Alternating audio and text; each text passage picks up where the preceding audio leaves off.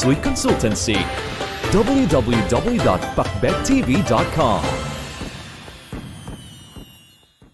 May hagdan ba kayo sa bahay niyo mga kapakbet? Kung meron, panoorin mo ang video na ito para mabigyan mong swerte ang hagdan sa iyong bahay at nang hindi malasin. Madalas ang importansya ng hagdan ay hindi binibigyan ng pansin mga kapakbet. Subalit pagdating sa feng shui, ang hagdan ay pumapangalawa sa parte ng bahay na kung saan ay dito pumasok at dumadaan ang energy galing sa labas ng bahay. Ito ang gate papuntang second floor o upper floor ng bahay. Kaya naman, kung napapansin mo na parang may mali sa bahay nyo at hindi maganda ang takbo ng enerhiya, maaring ito ay dahil sa inyong hagdan sa bahay. Kaya naman, paano nga ba paswertihin ang hagdan sa bahay at ano ang mga dapat iwasan? Una, sharp edges sa hagdan. Kung may mga sharp edges sa hagdan ng bahay mo ngayon kapakbit, dapat mo itong iwasan dahil ito ay lumilikha ng shaki o poison arrows at hindi ito maganda dahil sa tuwing dadaan kayo sa hagdan nyo, malaki ang tsansa na madidistract ang inyong positive chi. Ikalawa, katapat nito ang main door ng bahay. Bawal na bawal din ang hagdan na katapat ay ang main door ng bahay. Ito ay dahil magugulo ang daloy ng enerhiya sa loob ng bahay kapakbet. Kung ito ay pinabayaan, maapektuhan ang kalusugan ng mga taong naninirahan sa loob. Ikatlo, ang hagdan ay nasa gitna ng bahay. Iwasan mo ring magpatayo ng hagdan sa gitna ng bahay kapakbit dahil magkakaroon ng separation ang inyong bahay at hindi ito maganda kung gusto nyo ng pamilya na tahimik at sama-sama. Ikaapat, nasa itaas ito ng banyo. Iwasan mo ring magpatayo ng hagdan sa itaas ng banyo ng bahay nyo mga kapakbit dahil maaaring magbunga ito ng negative energy. Ikalima, walang handrails. Para sa safety ng lahat, dapat may handrails ang hagdan nyo sa bahay kung ayaw mong magkaroon ng aksidente sa loob.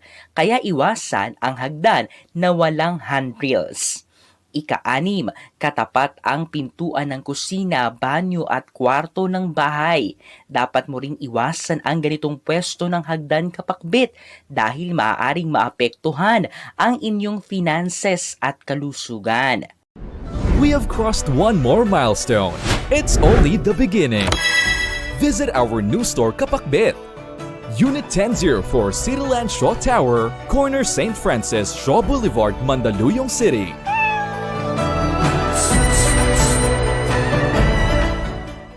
Narito ang mga pampaswerte sa hagdan.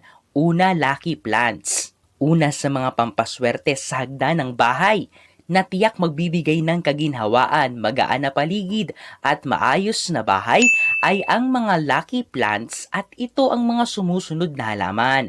Chinese evergreen, money plant, snake plant, photos, peace lily at spider plant.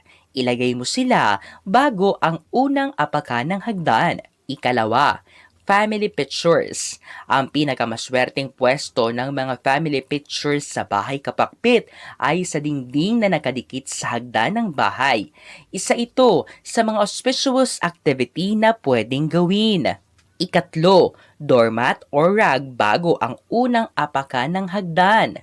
Maglagay ka rin ng doormat o rag na may 168 pesos sa ilalim nito sa unang apakan ng hagdan kapakbit. Makakatulong ito upang umakyat ang wealth energy sa upper floors ng inyong bahay. Ikaapat, odd number stairs. Pagdating sa feng shui mga kapakbit, ang mga odd numbers ay tinaguri ang auspicious numbers at pwede natin itong i-apply sa bilang ng apakan sa hagdan mo sa bahay. Kapag ang bilang nito ay isang odd number, halimbawa 7 at 9, swerte ito. Kung ang bilang ng sa iyo ay even number, malas ito kapakbit. Kaya naman, pwede kang maglagay ng attachable stair para maging odd number ito. Ikalima, pulang laso sa una at dulo ng hagdan. Maglagay ka rin ng pulang laso sa una at dulo ng hagdan mo sa bahay kapakpit bilang pampaswerte at panghatak ng good blessings sa buhay. Ito rin ay magbibigay ng proteksyon sa mga taong umaakyat o bumababa sa hagdan para hindi mapunta sa anumang aksidente. Ika-anim, maglagay ng earth elements. Isa sa mga katangian ng feng shui earth element mga kapakbit ay ang pagiging grounded o matibay. Kaya naman, ang paglalagay ng mga earth elements objects katulad ng crystals sa iyong hagdan sa bahay ay makakatulong upang magkaroon kayo ng stable at grounded life. Pwede nyo itong ilagay sa ibabaw ng paso nyo sa hagdan. Kung hindi maiiwasan ang mga nasabing dapat iwasan kapag may hagdan sa bahay, lapatan nyo ito kaagad ng pangontra. Ang mga pangontra ay ang mga pampaswerte sa hagdan sa bahay katulad ng mga nabanggit kanina. Dapat lang na tayo ay may alam pagdating sa mga ganitong bagay. Ano ang hinihintay mo kapakbit? Paswertihin mo na ngayon ang hagdan mo sa bahay. Ang mga interpretasyong ito ay pawang gabay lamang. Nasa sa ating pa rin ang desisyon at tayo pa rin mismo ang may hawak ng ating kapalaran. Huwag po nating kalimutang magdasal at manalig sa may kapal. Hindi niya po tayo pababayaan. Huwag kalimutang mag-subscribe, i-like at i-share ang videong ito sa inyong kapamilya at kaibigan. Maraming salamat sa panonood mga kapakpit.